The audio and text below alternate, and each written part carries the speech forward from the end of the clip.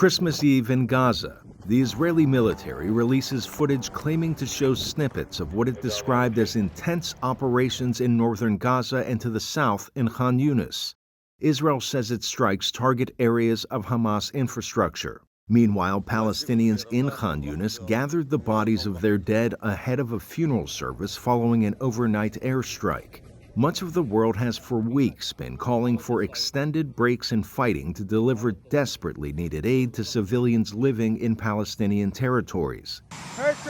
U.S. President Joe Biden, wishing reporters a Merry Christmas, said he had a long talk with Israeli Prime Minister Benjamin Netanyahu. Biden called the details private, but said he did not ask for a ceasefire. Meanwhile, in Tel Aviv, Netanyahu spoke at his weekly cabinet meeting.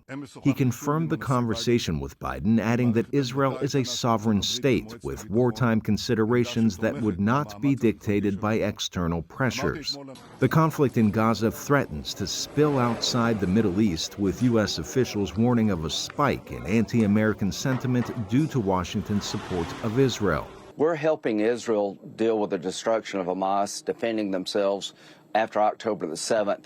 Jihadist groups all over the world are calling on their members to attack America as payback for us helping Israel.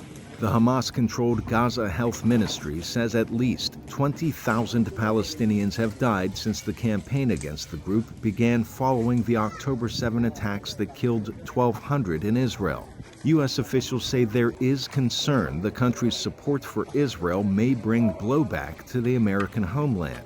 The current conflict is causing, I think, contributing to a heightened threat environment.